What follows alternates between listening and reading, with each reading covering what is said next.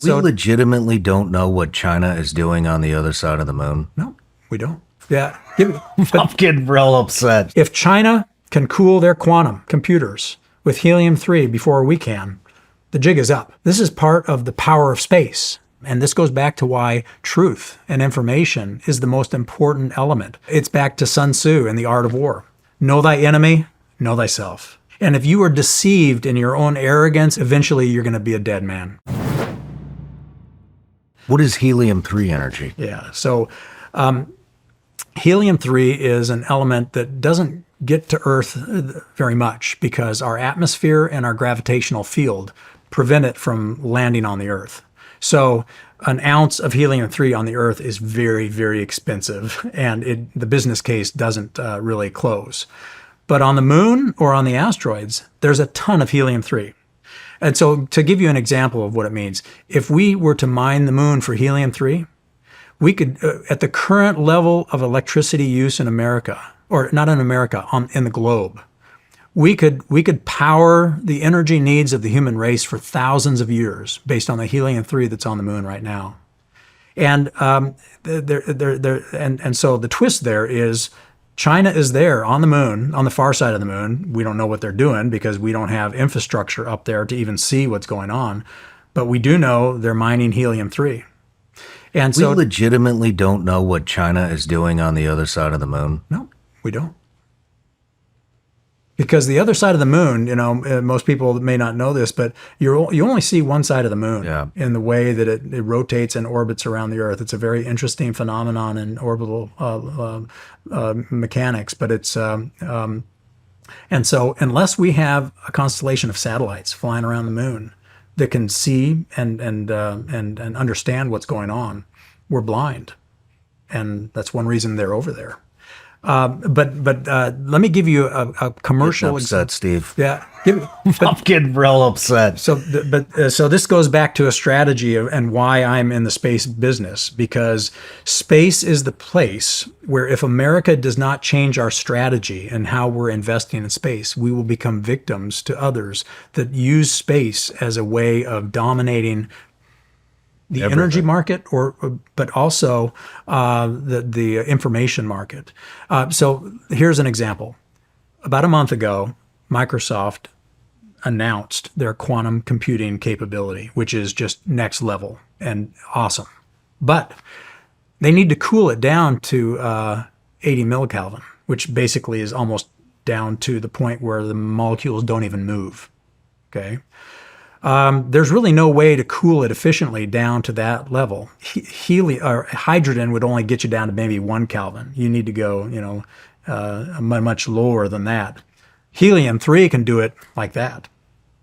So let's take a scenario where China now has enough helium-3 as they're mining it on the moon and bringing it back to Earth to be able to power the entire world for thousands of years. And they are the ones that can actually operationalize quantum, because they can cool it down to the temperature it needs to actually operate.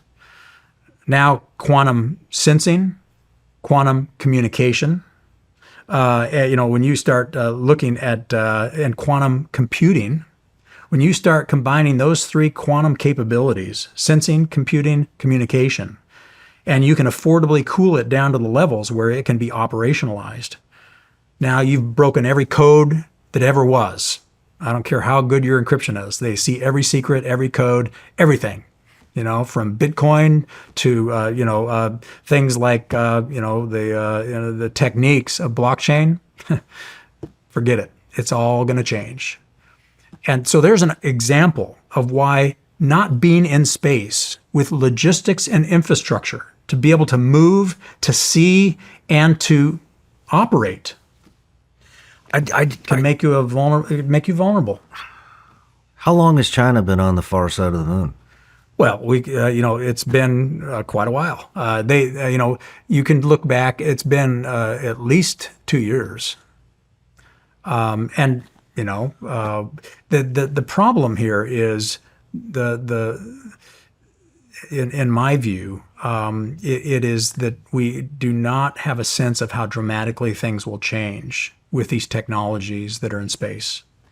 We build better satellites than anybody on the planet. Okay, we build better fighters, tanks, ships, submarines. We build really cool stuff, better than anybody else in the world in many cases. There are exceptions, of course. But what beats good technology is a superior strategy. So China may not, they may be a fast follower where they look a lot like our F-22 in their fighters. They look a lot like Elon Musk's, rocket ships. They may be a fast follower, but they aren't interested in making better technology. They are building a strategy of logistics and infrastructure in space that will change the game for the energy and information market on Earth. And we are on a strategy that builds better satellites to do the same things we've done before. And there are efforts to do these other things, but it's not fueled by the kind of money to operationalize it and really compete. This is why strategy eats technology for lunch. Man, this is really alarming. I mean, who knows what they're doing over there? We know we know they're mining. Okay, we know they're bringing back because we can see what they're bringing back, and this is all open source. We can in open source you can see some of the things that China's doing, and so we have evidence of some of the things they're doing, but we don't know the extent. And that's part of the problem. And this goes back to why truth and information is the most important element, because it's back to Sun Tzu and the art of war. Know thy enemy, know thyself. And if you are deceived in your own arrogance and your own dominance of the past, that what you did in the past is sufficient to win in the future, eventually you're going to be a dead man. And if you do not know your enemy well enough, not just on the technical side, but the cultural side. And this is why having been raised in Africa has been very valuable for me, because being raised in a tribe with no American influence and then coming here at the age of 10 and then being immersed in Los Angeles, where my dad was the pastor of a church, gave me a lens at this cultural misunderstanding and how we talk past each other. And it's been very valuable, like in the military. The Army talks past the Air Force, talks past the Navy, talks past Special Forces, talks past the Coast Guard. And to be able to see that and help people connect where they're actually talking to one another and listening to one another is key. But the same is happening here with technologies and China. We, as an American society, tend to just believe our own press and think that our way of thinking is dominant. And it has worked. But if we don't understand China's cultural mindset, we could end up being a victim to it.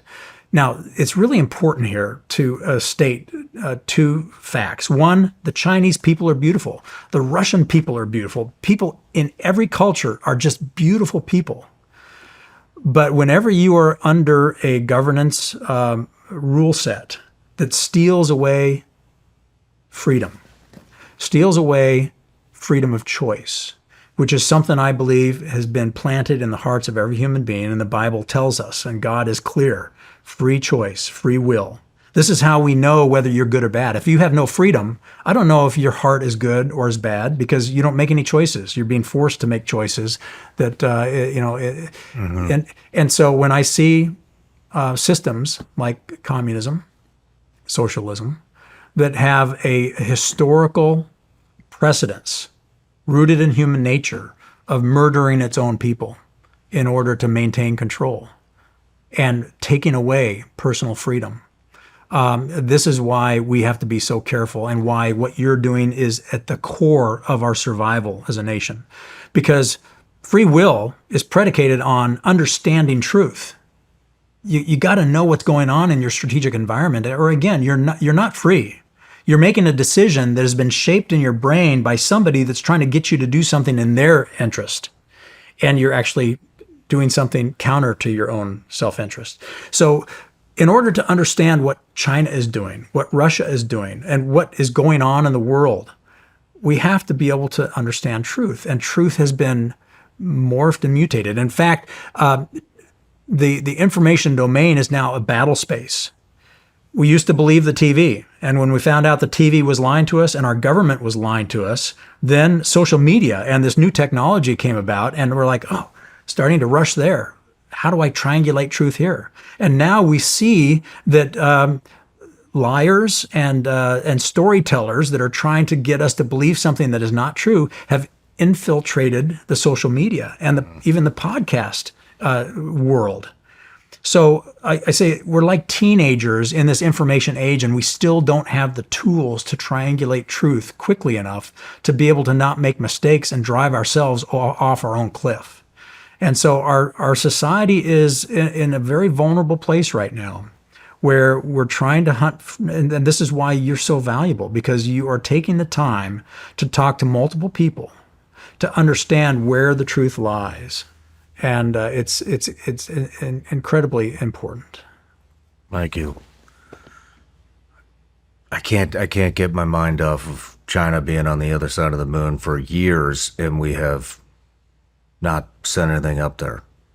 I mean, how does that just slide past a president's desk? Hey, we got China over here, our biggest adversary, biggest potential adversary. We might want to take a look at this. Well, this president, President Trump, understands this. He does. He does. Well, that's good. And in fact, he understood it in his first term. And this is why he was willing to put up with the ridicule, sarcasm, and humiliation that came with saying, we are going to create a Space Force. That Space Force, when we look back 300 years from now, the legislation that President Trump championed to get a Space Force written into law will be the wedge in history that protects America. Without that, now, even though the last 4 years, the government, the executive branch, has not allowed the Space Force to build what it needs to protect us, so they kind of went into idle as soon as President Trump came into office. He's going to put that into full afterburner. If China can cool their quantum computers with helium-3 before we can, the jig is up. This is part of the power of space, translated into something tangible and operational called quantum. So that's quantum computing, which would make all secrets null and void, which might not be a bad thing, because then only people that don't need to keep secrets are the ones revealed, and evil can't hide. This is where this technology can be good or it can be bad, as long as the human heart is good, and the majority of people that dominate these technologies have a good heart and love their God and love other people like God loves them. We have a pathway to the golden age. If only evil people develop these technologies, like if Hitler were first for the atomic bomb, we would probably all be speaking German right now, and it would be a very different reality. No matter where you're watching Shawn Ryan Show from, if you get anything out of this, please like, comment, subscribe, and most importantly, share this everywhere you possibly can. And if you're feeling extra generous, please leave us a review on Apple and Spotify podcasts.